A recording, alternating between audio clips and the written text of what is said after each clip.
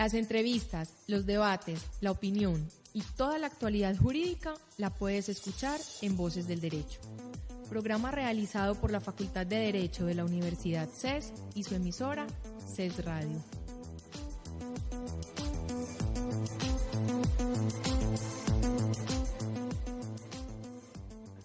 Cordial saludo a todos los oyentes que nos acompañan hoy en Voces del Derecho, programa realizado por la Facultad de Derecho de la Universidad CES, facultad que se encuentra en proceso de acreditación en alta calidad, así como su emisora en Internet, CES Radio. Mi nombre es José David Arenas, docente de la universidad, y es un placer compartir este espacio con ustedes en un programa en el que presentaremos pensamientos y resultados de investigación sobre problemas jurídicos de actualidad de la región y el país. Este programa se transmite todos los lunes a las 8 de la noche por CES Radio y no sería viable su realización sin la valiosa ayuda de la Oficina de Proyección Corporativa de la Universidad, por lo que agradecemos especialmente a Adriana Urrego, analista, a David Bentan, analista, y a Andrea Nieto, practicante. Si desean escuchar el programa fuera de la hora indicada, ingresen a los archivos de audio que están alojados en la página de la emisora, radio.ces.edu.co. Recuerdo a todos nuestros oyentes que a través de las redes sociales también pueden participar en nuestro programa.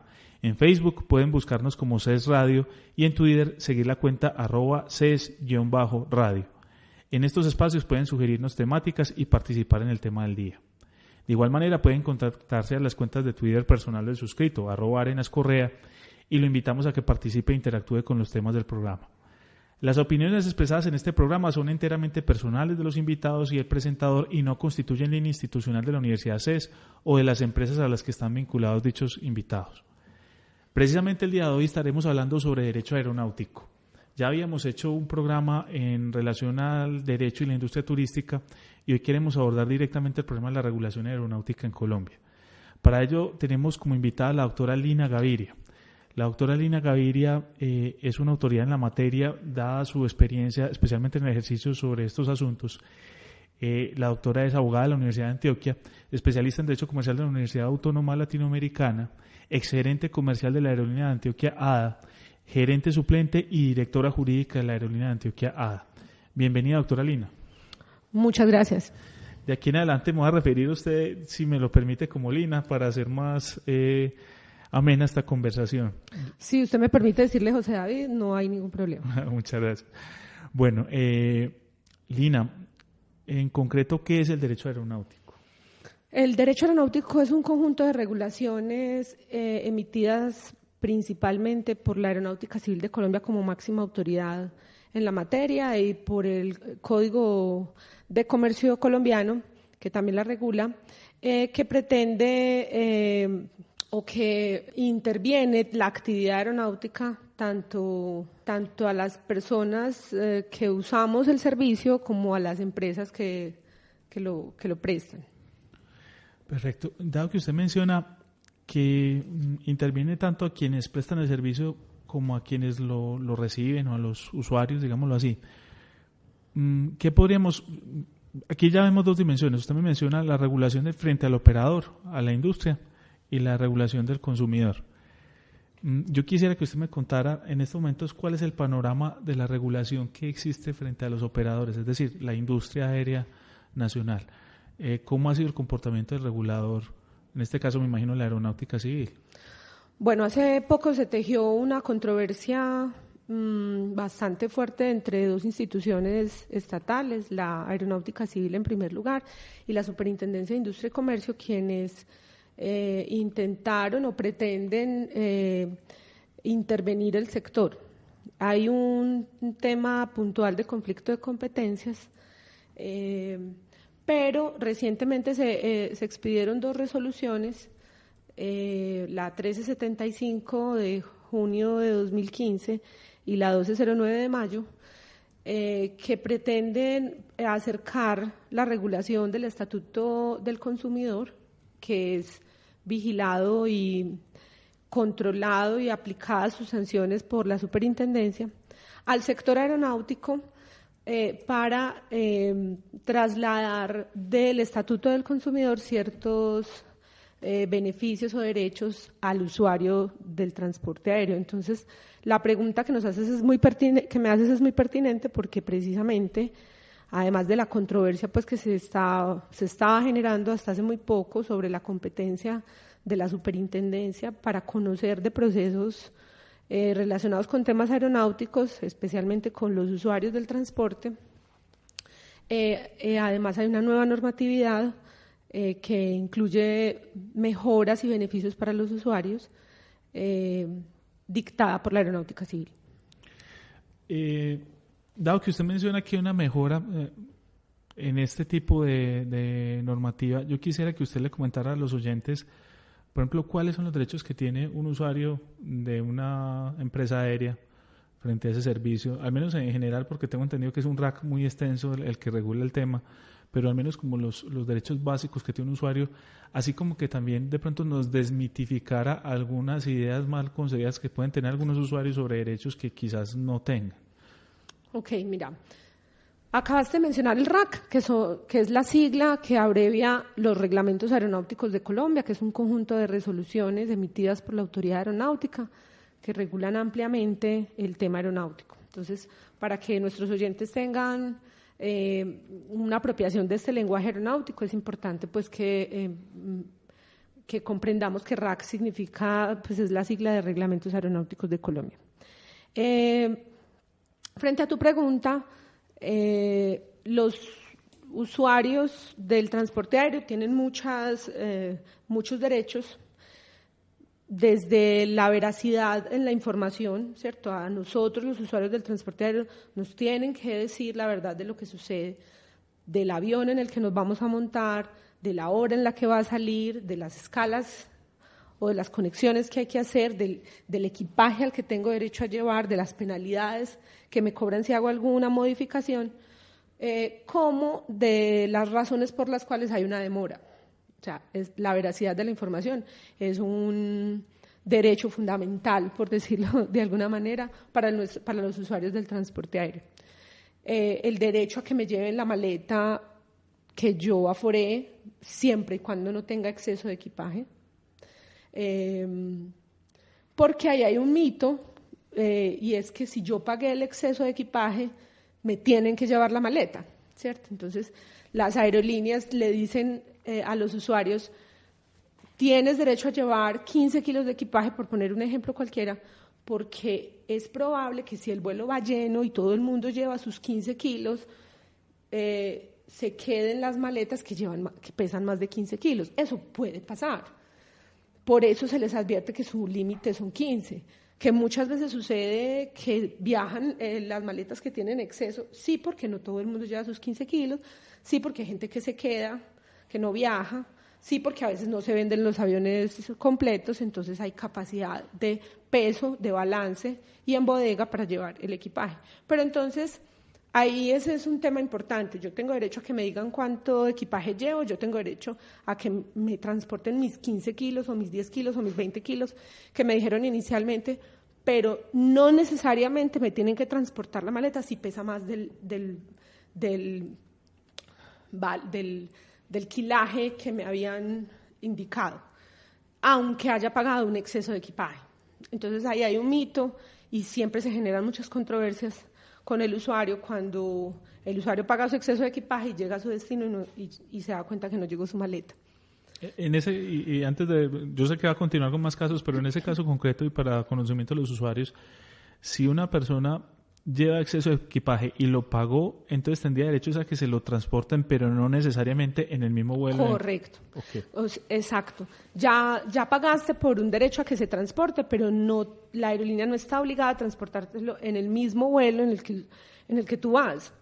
¿Y eso es por razones de seguridad aérea? Eso es por razones de seguridad aérea. Es que una aeronave no puede ir cargada con más peso que el que por peso y balance puede soportar, por tablas y por despacho. Entonces, la obligación de la aerolínea es ¿cuál? Transportarlo en el siguiente vuelo más próximo, en el siguiente vuelo posible, y dejarla en el aeropuerto. Existen ventajas cuando hay varios vuelos en un mismo día para el usuario, porque entonces le puede llegar su maleta el mismo día, en tiempo cercano, próximo, pero cuando se trata de un solo vuelo a la semana o 3 veces a la semana o uno diario, el usuario tiene más complicaciones. Por eso es importante seguir esas recomendaciones. Otro derecho que los usuarios tienen en el transporte aéreo en Colombia es a recibir ciertas compensaciones cuando hay demoras. Un mito que hay sobre eso es que por cualquier demora se debe recibir una compensación, y resulta que las demoras tienen causas. Una operación aérea, un vuelo, se demora porque el aeropuerto está cerrado por mal tiempo, porque hay problemas en las comunicaciones de los aeropuertos, porque hay peligro aviario, es decir, hay aves alrededor del aeropuerto que hacen insegura la operación y en ese momento se cierra el aeropuerto. Un vuelo se demora porque hay tráfico aéreo, hay congestión, como pasa con los tacos en cualquier calle, eso pasa en los aeropuertos, y eso hace que una operación se demore, y esas son causas no imputables a las empresas aéreas. En ese tipo de casos, las empresas aéreas solo tienen la obligación de cancelar, en caso de cancelar el vuelo, de reembolsar el dinero del tiquete. Algunas empresas por servicio hacen mucho más que eso, pero no es porque sea su obligación legal.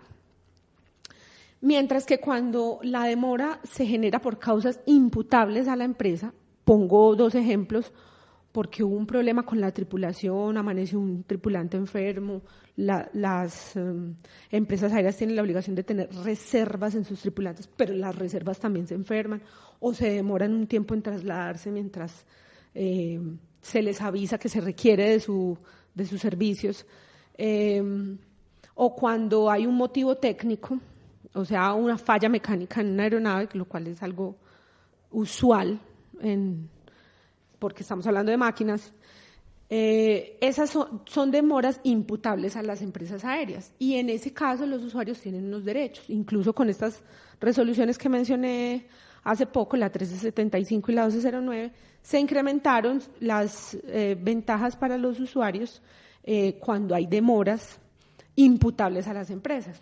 Un ejemplo, anteriormente la norma decía que podría haber una sanción para las aerolíneas que generen demoras por más de 2 horas en los vuelos, y esta resolución 1375 la disminuyó el tiempo de la demora en 1 hora y 15. Pero ahí también pues hay ciertos mitos, entonces estamos hablando de que es verdad que se tienen unos derechos como usuario frente a una demora, pero hay que analizar cuál es la causa de la demora, no todo es atribuible a las empresas aéreas. Bueno, esa amplia explicación que nos da de algunos derechos que pienso son de los más generales y de los mitos más generales que existen pues por parte de los usuarios, también me pone a pensar a mí en otros temas que es importante quizás hacerle conocer a la audiencia y que no son, digámoslo, tan del día a día como si lo es un retraso de un vuelo o una sobrecarga en un equipaje, y es estas dudas que muchos usuarios quizás se plantean pero no las verbalizan, es ¿por qué, por ejemplo, hay algunas o existen algunas rutas que están operadas solo por algunas aerolíneas y otras rutas, en cambio, que tienen mucha congestión de operación o que muchas aerolíneas participan de esas rutas? Bueno, ese es un tema más de dinámica del mercado. En Colombia existía hasta hace unos 2-3 años unos límites para entrar a ciertas rutas, y es que había un número de operadores máximo, es decir, había un número de aerolíneas máximas que podían operar a ciertas rutas de acuerdo al tamaño del mercado. Me explico. Hablemos de un mercado pequeño como Manizales, ¿cierto? Hablemos de algo un poco más pequeño, el Bagre. Dependiendo del tamaño del mercado, es decir, del número de pasajeros que se transportan anualmente en esa ruta, la Aeronáutica Civil autorizaba la operación de 1, 2, 3 o 4 aerolíneas. Y cuando una aerolínea más intentaba operar en esa ruta, la Aeronáutica Civil le decía, no se puede porque ya está el número máximo de empresas que vuelan allá y el mercado es pequeño. Pero esa política aeronáutica, eso era aparte de la política aerocomercial regida y creada por la Aeronáutica Civil, fue eliminada hace unos 3 años y en este momento en Colombia hay libertad de acceso a todos los mercados. Cualquier aerolínea puede entrar a cualquier mercado independientemente del tamaño del mercado. ¿Qué pasa? ¿Por qué entonces no hay 5 aerolíneas viajando Medellín-Manizales o 6 aerolíneas viajando Bucaramanga-Cúcuta? Sí, y solo hay una aerolínea viajando, 2 aerolíneas viajando Bucaramanga-Cúcuta. Porque las empresas tienen que entrar a analizar si el tamaño de los mercados más el número de operadores que hay son atractivos para hacer la inversión de empezar una ruta nueva. Empezar una ruta nueva es supremamente costoso para las aerolíneas. Es la inversión en publicidad, la recuperación es lenta, la competencia es dura. Nosotros podemos ver que ahora hay una tendencia muy alta a tener unas tarifas muy bajas en el mercado, muchas promociones, muchas facilidades de compra. Entonces, la razón por la cual en Colombia, hasta hace unos 3 años, no había muchas aerolíneas volando a ciertos destinos era por regulación, pero ahora es simplemente por dinámica del mercado. Hay mercados que no son tan grandes como para que lo operen tantas aerolíneas y las aerolíneas lo tienen claro. Dado que usted menciona el tema comercial y cómo las aerolíneas definen qué rutas van a seleccionar para operar según las variables del mercado, también me surge una pregunta en conexión incluso a una entrevista que leí que usted presentó hace algunos meses en un periódico muy conocido del país y tiene que ver con la inversión que los privados están haciendo en infraestructura para la operación aérea. ¿En qué medida la empresa que trabaja en el sector aéreo está teniéndose que meter la mano al bolsillo para fortalecer infraestructura en Colombia para poder operar rutas? Bueno, en el caso particular de ADA, tuvimos que hacer unas inversiones de nuestra propia cuenta y sin ninguna retribución, más como por responsabilidad social. Te voy a poner el caso de Vallasolano, donde ADA hizo unas donaciones para el arreglo de la plataforma de la pista, para el arreglo de la plataforma, que es diferente a la pista, porque estaban generando un deterioro muy grande en nuestras aeronaves. Sin embargo, pues la plataforma era algo pequeño y solo se invirtieron 40 millones de pesos como donación, pero la pista se deterioró enormemente. De hecho, tuvimos incluso un evento allá de un avión que se salió de la pista por muchos factores, pero uno de ellos era esas condiciones tan lamentables y nos vimos en la necesidad de suspender operación y en este momento pues no estamos volando.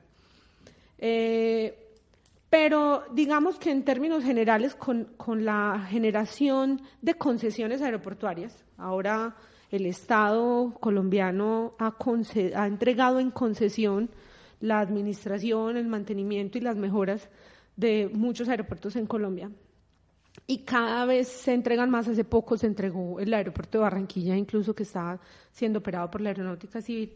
Eso sí ha permitido la mejora de la infraestructura aeroportuaria en Colombia, la ha promovido. Falta mucho y precisamente falta a donde más se necesita, porque los aeropuertos pequeños de poblaciones alejadas están en condiciones muy lamentables. Porque los aeropuertos concesionados normalmente son los más grandes, son los que tenían mejor infraestructura, mejor radioayudas. Sin embargo, si la tendencia continúa de concesionar o de invertir, como hace poco lo anunció el Gobierno Nacional, hace poco, incluso esta misma semana, el vicepresidente Vargas Lleras anunció una inversión grande en varios aeropuertos pequeños de poblaciones apartadas, entre ellos Capurganá y Vallasolano. Podemos ver una luz para mejorar la infraestructura aeroportuaria en Colombia. Bueno, vamos a una pausa. En Voces del Derecho conocerás la actualidad jurídica con la visión profesional y especializada de expertos académicos. Por medio de entrevistas, debates y opinión se abordan temas sociales en un lenguaje sencillo. Voces del Derecho, programa realizado por la Facultad de Derecho de la Universidad CES y su emisora CES Radio.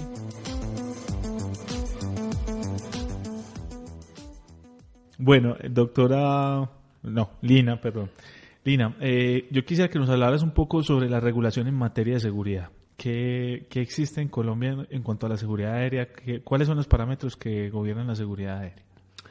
Bueno, Colombia es un país con unos índices de seguridad aérea muy altos. La aviación en Colombia es muy segura. Todo lo relacionado con mantenimiento, con operaciones que compromete enormemente la seguridad de los vuelos, es absolutamente regulado, vigilado y controlado por la Aeronáutica Civil, especialmente a las empresas de transporte aéreo comercial, o sea, las que tienen itinerarios, frecuencias, a las que nosotros llamamos comúnmente aerolíneas, son bastante reguladas. Incluso hace 4 años, la Autoridad Aeronáutica adoptó una normatividad para la implementación de un sistema de seguridad operacional que invita a las compañías aéreas a generar sus propios reportes, a que ellas mismas generen una conciencia de seguridad y ellas mismas, sus mismos empleados, reporten voluntariamente los errores en los que han incurrido que puedan afectar la seguridad para generar una política de seguridad dentro de la empresa. Es un proyecto pues un poco complejo, pero las empresas aéreas estamos trabajando en este tema, ya hay muchas empresas certificadas y es en pro de mejorar la seguridad aérea en Colombia.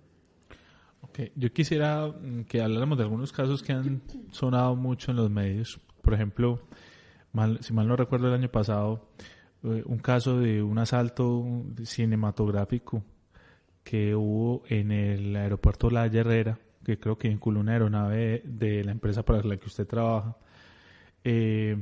Casos como experiencias que relata la gente de personas en embarazo en los vuelos. O sea, hay temas de seguridad, unos en cuanto a salud, otros en cuanto a las seguridades de un eventual asalto o de un acto terrorista en una aeronave. En Colombia hubo también un secuestro de una aeronave hace bastantes años, pero que fue parte pues del conflicto que vivimos. Y temas de seguridad técnicos. Yo pienso que habría como 3 formas de ver el problema de seguridad. Ya, por ejemplo, la falla que ya que una aeronave caiga, no sé, de pronto por un mal mantenimiento o por un sistema ineficiente de radiofaros o de radioayudas. Pero quisiera que me hablara de circunstancias específicas como estas. Por ejemplo, y le voy a partir la pregunta en 3. ¿Cuál es el ambiente, al menos desde un punto de vista genérico? Porque obviamente es muy amplia la rama del derecho en la que usted ejerce y el programa no daría pues para cubrir todo lo que habría que hablar, pero más bien genérico. Por ejemplo, el problema de la seguridad aérea en torno a la seguridad como seguridad frente a factores armados o a una toma de la aeronave o a un asalto, pues caso que le comenté de medios. ¿Cómo es ese caso? Y enseguida le pregunto por los otros 2. Bueno, José David, el transporte aéreo no está exento de sufrir los problemas de orden público que sufre nuestro país. Vos lo mencionaste, hace unos años hubo un secuestro de una aeronave en la que murieron muchas personas. Hace un año más o menos hubo una tentativa de hurto en el aeropuerto La Herrera porque ingresaron al aeropuerto unos sujetos que pretendían quitarle sus pertenencias a unos pasajeros, a pesar de que las medidas de seguridad para el ingreso a áreas restringidas en el aeropuerto de La Herrera son bastante amplias y buenas, es decir, no comprendemos pues cómo se generaron esas violaciones a la seguridad. Nosotros particularmente sufrimos hace 2 años una retención de una aeronave en Quibdó cuando estaba en su auge el paro minero.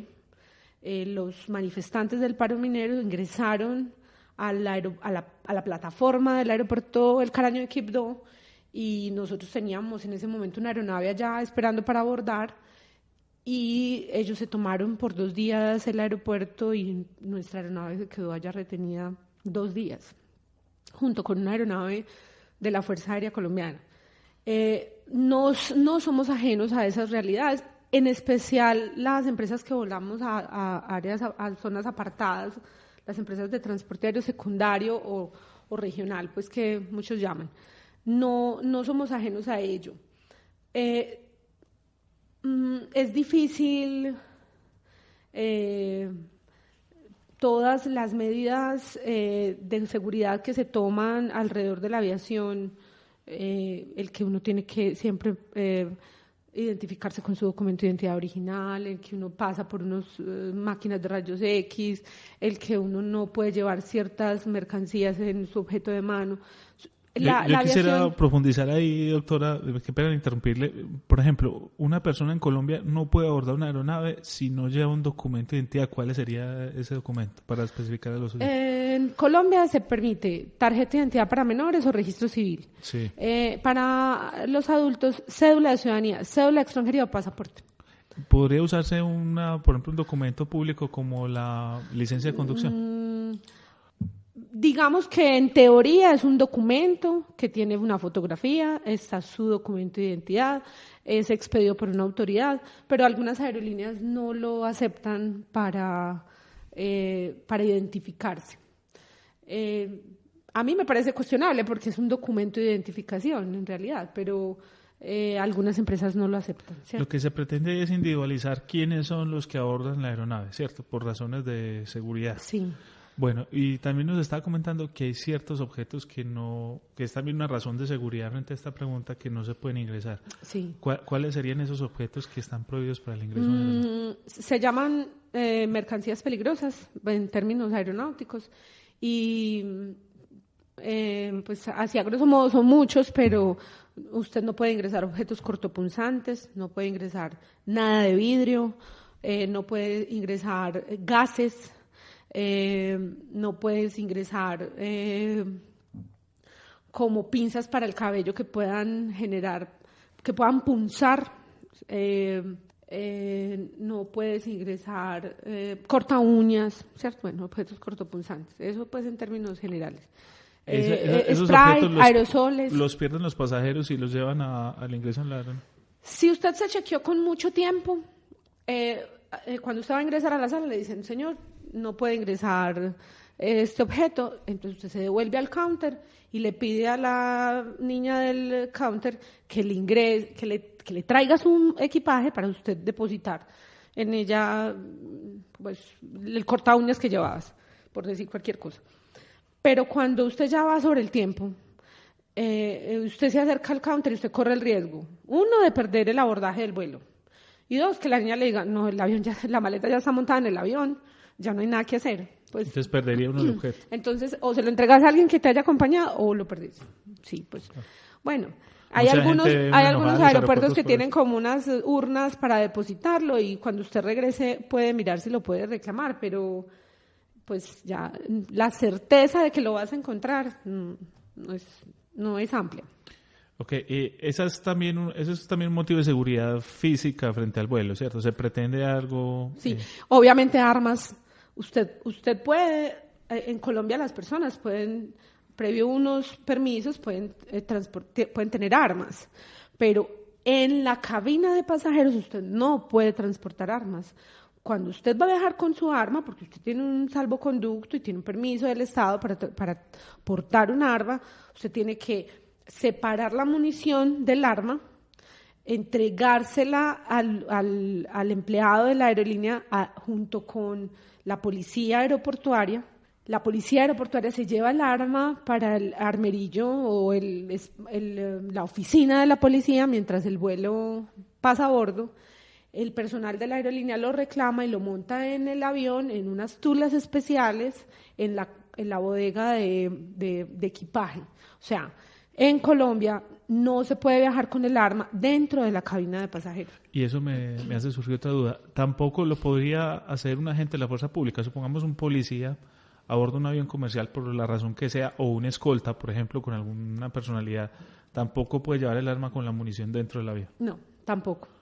Son medidas, son normas de orden público, son medidas generales, por lo menos no en aviación comercial, ¿cierto? Estamos hablando de aviación comercial, una aerolínea, compraste tu tiquete, tenés un arma, tenés que permitir que te apliquen el procedimiento que está establecido en los reglamentos aeronáuticos de Colombia, que es el que acabamos de describir. En la aviación militar, por ejemplo, pues yo no la conozco a profundidad, pero supongo que es diferente, ¿cierto? Supongo que sí, pero en la aviación comercial no. ¿Alguna otra medida en cuanto a esas razones de seguridad física, digamos, para evitar un secuestro de un avión, un asalto en un avión? Por ejemplo, los pasajeros que llevan mucho dinero o que transportan valores, ¿tienen alguna regulación? Sí. En el 2013 salió una normatividad que le dijo a la gente, mira, si tú vas a llevar más de cierta cantidad de dinero, 35 salarios mínimos, en dinero o en joyas o en títulos valores, la debes declarar ante la aerolínea. Es decir, que la aerolínea sepa que vas a llevar esa cantidad de dinero. Te entregan, si la aerolínea quiere transportarte ese dinero porque es potestativo de la aerolínea hacerlo, te entrega unos formatos para diligenciarlo y te puede someter a ciertas medidas especiales para garantizar que tú estés a salvo pues con tus pertenencias y con tus altas sumas de dinero que vas a transportar. Pero por encima de los 35 salarios mínimos ya se considera transporte de valores. Ya no es tan sencillo como decir compro un tiquete y me monto, declaro y me monto. No, ya se considera transporte de valores, ya la modalidad de viajes es especial, ya se debe hacer a través de una empresa de valores como Prosegur, como Brinks, y normalmente los vuelos son vuelos charter o vuelos especiales. Okay. Aquí haciendo una cuenta, pues de pronto mal hecha, 35 salarios mínimos vendrían siendo aproximadamente 22.600.700.000 pesos. Sí. O sea que cualquier cifra por encima de eso requeriría ese procedimiento. Correcto. Okay. Otra medida de seguridad es, por ejemplo, cuando viajan los niños, pues además de que deben ir acompañados con un adulto si tienen cierta edad, o ir recomendados, pues ese adulto debe tener un permiso para poderlos transportar, para poderlos sacar del país. Son unos permisos más rigurosos que para transportarlo dentro del país, pero se debe contar con unos permisos para poder, por ejemplo, cuando van con sus dos padres, pues solamente el registro civil es suficiente porque yo acredito que el niño es hijo de don fulano y doña Perano. Pero cuando va con un solo padre, lo ideal es que el otro padre otorgue un permiso escrito y autenticado diciendo yo autorizo a mi señora a que se lleve a mi hijo de Medellín para Bucaramanga. O en caso de que los padres hayan fallecido, el registro civil de defunción, por ejemplo. Perfecto. En cuanto a otra dimensión de la seguridad, ya digámoslo, o no sé si encajaría también en esta línea, y es el pasajero que va borracho en el avión, ¿cierto? O el señor que va haciendo escándalo, va bajo el estado de alcoholemia o de narcóticos. ¿En Colombia existe alguna regulación sobre esto? Sí, incluso estas dos normatividades, especialmente la resolución 375 de junio de 2015, incrementó las sanciones para los pasajeros problemáticos, porque hace poco vimos que se estaba volviendo moda poner problema en los aviones, ¿cierto? Frente a las fallas que pueda tener una operación aérea. Vimos cómo unos pasajeros retuvieron una aeronave en Bogotá, vimos cómo unos pasajeros no se quisieron bajar del avión porque les iban a cancelar el vuelo y se quedaron ahí hasta el otro día. Ese tipo de conductas analizadas desde derecho son bastante reprochables. En primer lugar, porque existe un delito que se llama interferencia ilícita. Es la obstrucción que hace una persona a una operación aérea. Pero en segundo lugar, normalmente las aerolíneas no cancelan los vuelos por razones de seguridad. Es que es difícil explicárselo a la gente, ¿cierto? Entonces, miren, el aeropuerto estuvo cerrado todo el día. La tripulación designada para este vuelo se le venció el duty. El duty es la vida útil diaria que tiene un piloto para operar, ¿cierto? Por encima de ese duty no se puede violar. No, un piloto no puede volar más de las 10 horas diarias que la normatividad dice.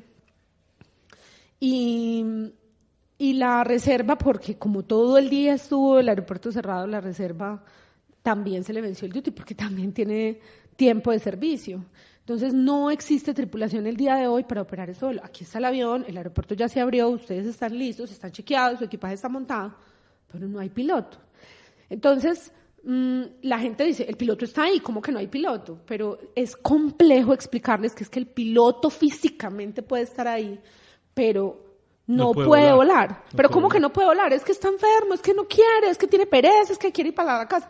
No, es que ya cumplió su tiempo de servicio. Él estuvo acá desde las 5 o 6 de la mañana, el aeropuerto estuvo cerrado, intentamos sacarlo lo que más, o sostener el vuelo lo que más se pudo, pero las condiciones meteorológicas no lo permitieron y no hay piloto, ¿cierto? Esas cosas pasan, esas cosas son absolutamente previsibles en la aviación, son absolutamente normales en la aviación. Y es por seguridad y por la imposibilidad de violar la norma aeronáutica que no se puede sacar un avión, aunque el avión esté lleno de combustible, las maletas estén montadas y los pasajeros estén listos y ansiosos, no se puede. Entonces, eso es seguridad, ¿cierto? El cumplimiento de la norma es seguridad. Los pilotos tienen un tiempo de vuelo porque su actividad es muy desgastante, además de que es una actividad de alto riesgo, y deben de estar en unas condiciones de descanso óptimas para operar un equipo tan complejo como un avión y transportar cientos de vidas, ¿cierto? Entonces, eso tampoco se lo inventaron porque sí, eso existe por seguridad y no existe en Colombia solamente, eso existe en el mundo. Así funciona los tiempos de servicio para los tripulantes en el mundo. Entonces, explicarles a la gente a veces es muy difícil. Hay públicos supremamente difíciles. Entonces hay una tendencia ahora de que o me montan o me llevan, y así no es, ¿cierto?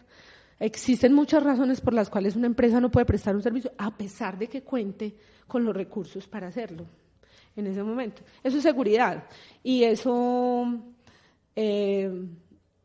ha hecho, sobre todo últimamente, que muchos pasajeros se exasperen y tomen vías de hecho para exigir la prestación del servicio. Entonces esta normatividad lo que hizo fue incrementar las sanciones para ese tipo de pasajeros que toman medidas extremas para solicitar la prestación del servicio. Muy bien. Vamos a una pausa para seguir hablando de otros aspectos de seguridad. En Voces del Derecho conocerás la actualidad jurídica con la visión profesional y especializada de expertos académicos. Por medio de entrevistas, debates y opinión se abordan temas sociales en un lenguaje sencillo. Voces del Derecho, programa realizado por la Facultad de Derecho de la Universidad CES y su emisora CES Radio.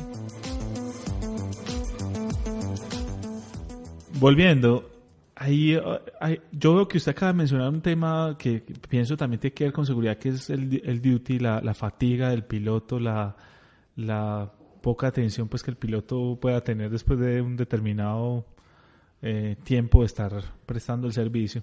Entonces, desde esa lista de seguridad, ¿qué más normas o regulaciones importantes existen sobre fatiga, sobre personal, sobre tripulación, sobre controladores aéreos que nos pueda reseñar?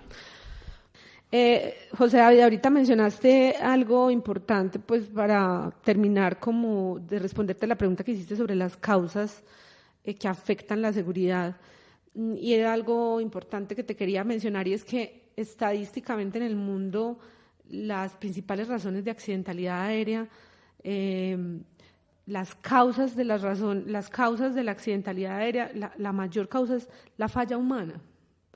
Por eso la normatividad para cuidar a los tripulantes es exigente, es rigurosa, es especial, porque si la principal causa de un accidente aéreo es la falla humana, estadísticamente en el mundo,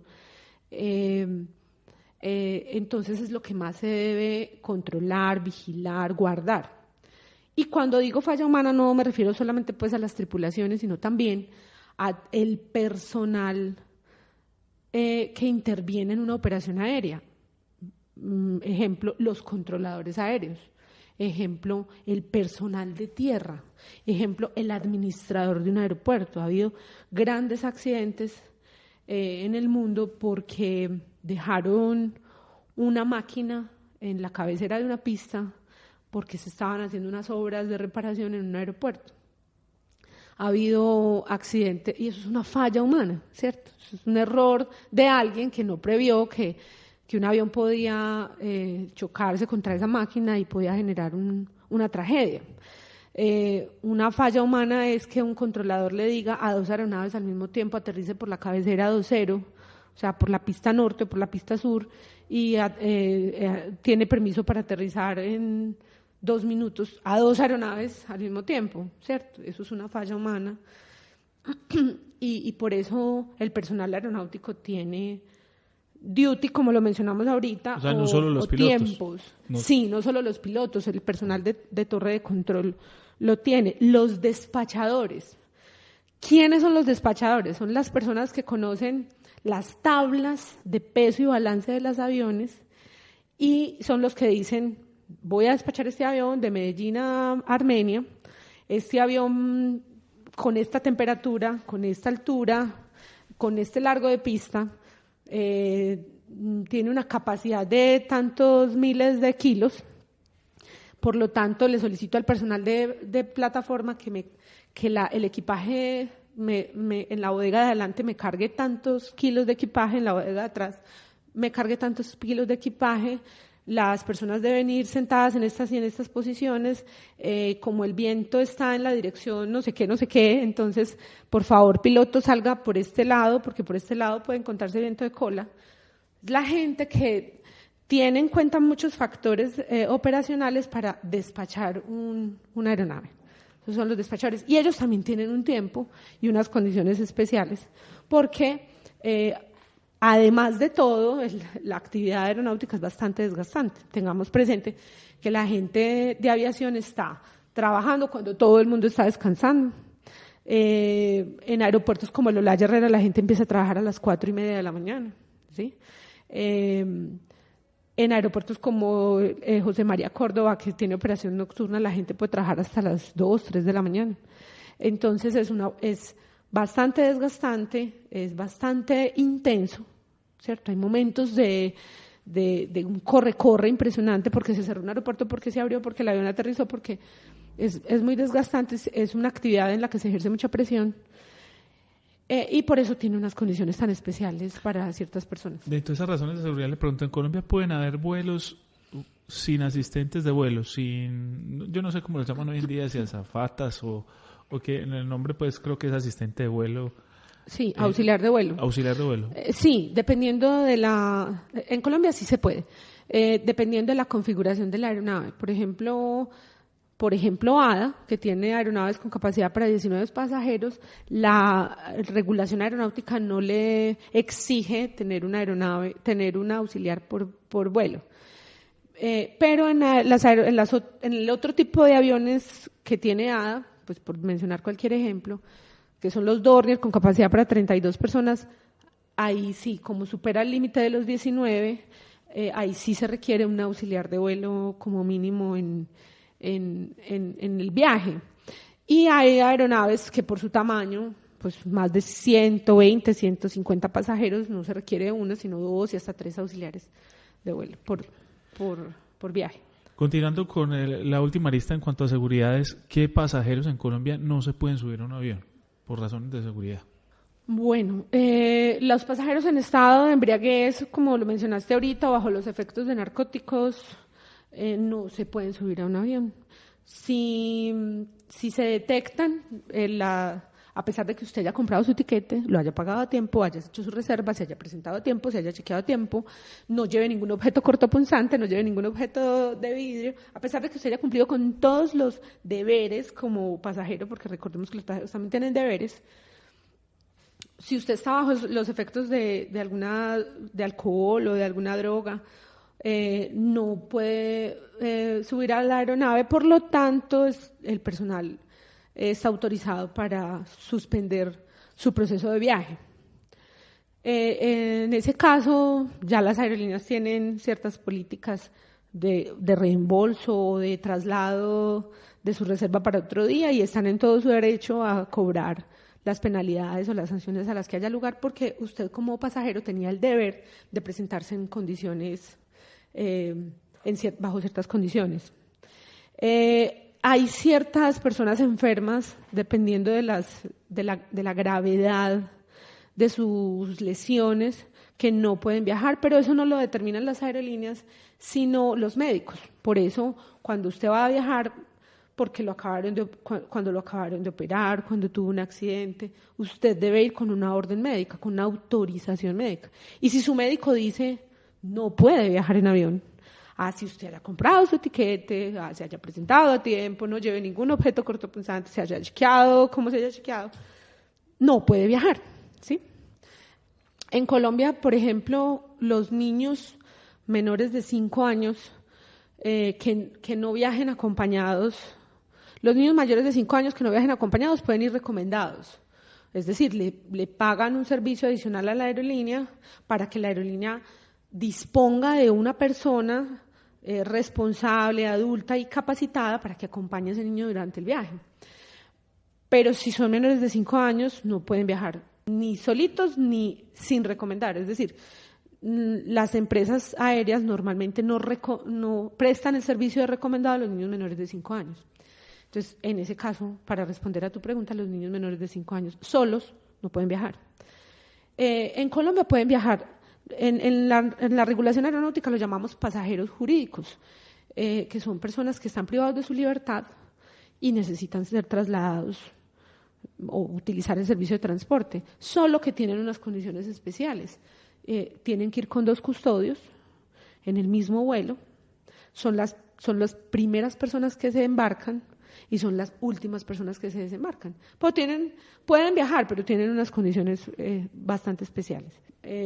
Pues en términos generales habrá muchas más tipos de personas que no pueden utilizar el servicio de transporte aéreo, pero en términos generales, pues el común son estas que te mencioné. Bueno, esta conversación está muy, muy agradable y quisiéramos tenerla más adelante. Se nos está acabando el tiempo, entonces voy más bien a una pregunta conclusiva para cerrar el programa. Muchos de los que quizá la gran mayoría de los que están escuchando, incluyéndome a mí, es usuarios del servicio aéreo.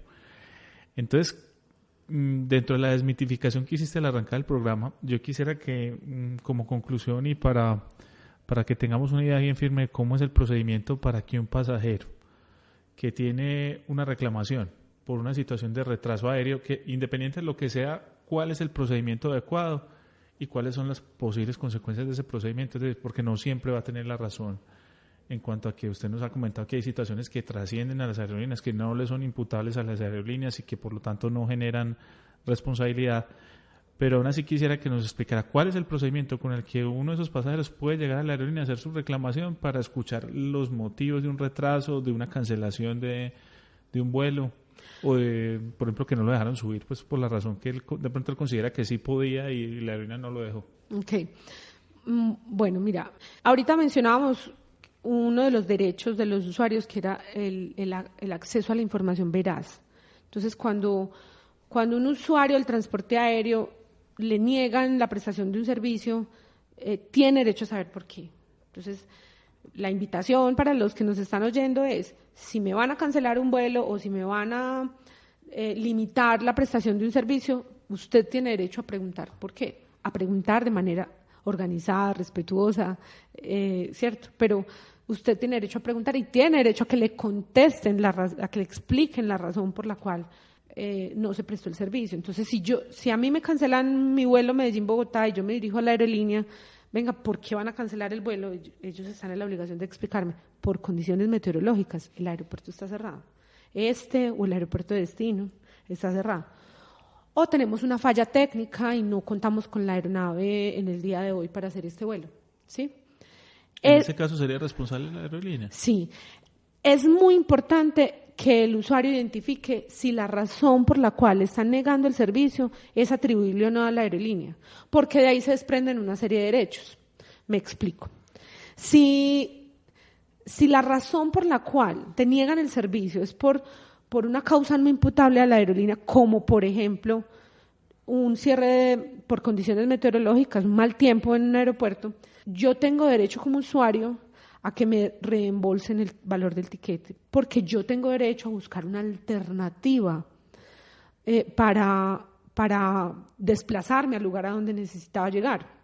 Entonces, me devolves el dinero y yo me voy por tierra, me devolves el dinero y yo voy y compro un tiquete en otra aerolínea para más tarde, si el aeropuerto tiene esperanzas de que se abra, porque muchas veces en Colombia los aeropuertos quedan cerrados todo el día, y hasta ahí llega la responsabilidad de la aerolínea.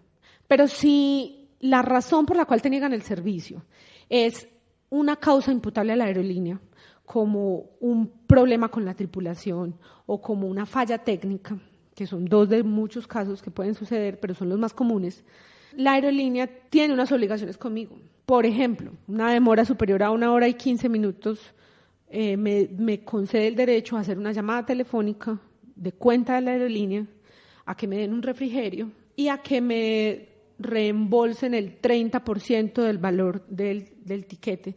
Pero ahí hay un mito también, y es que no es el valor del 30% del valor, no es el 30% del valor total del tiquete, sino el 30% de lo que pagué sin impuestos. No es del valor facturado. No es del valor total, no es de lo que yo pagué, no es el 30% de lo que pagué, sino el 30% de lo que no son impuestos, ¿sí? Eso en términos de derechos. ¿Cómo exigir esos derechos? Entonces, lo primero que hay que hacer es identificar la razón o la causa de la demora o de la negativa en la prestación del servicio. Cuando yo identifico que es una causa atribuible a la aerolínea, yo puedo, o lo lógico es reclamarle directamente a la aerolínea, y si por alguna razón la aerolínea no te garantiza esos derechos, entonces en los aeropuertos existe, no en todos, pero sí en gran parte, una oficina de atención al usuario de la aeronáutica civil a donde yo puedo acudir y decir, mire, es que esta aerolínea no me está brindando mis derechos y me acabaron de decir que la razón por la cual se generó la demora es por una causa imputable a ellos, o sea, una falla técnica, un problema con tripulación, un problema con despachadores, y no me quieren reconocer mis derechos. Entonces yo puedo acudir a ellos y ellos, de manera muy eficiente, a mi juicio, suelen acudir con el pasajero a la aerolínea y solicitar que por favor se sirvan a explicar por qué razón no están atendiendo esos derechos de los usuarios. A veces sucede que por la premura o por el cansancio o por las múltiples ocupaciones de la persona no hace el requerimiento en el mismo momento, entonces la aeronáutica civil tiene dispuestos unos formatos para elevar la queja por escrito en los aeropuertos. Eso llega a las aerolíneas y las aerolíneas tenemos 5 días hábiles para contestarlo, y en caso de que no hayamos atendido suficientemente la queja en el aeropuerto, nos vemos en la obligación de hacerlo posterior a eso para poder contestar la queja y disminuir o evitar una sanción. Entonces, recursos de los usuarios para exigir sus derechos sí existen. Yo pienso que de pronto no son muy comunes o muy generalizado el conocimiento de esos recursos.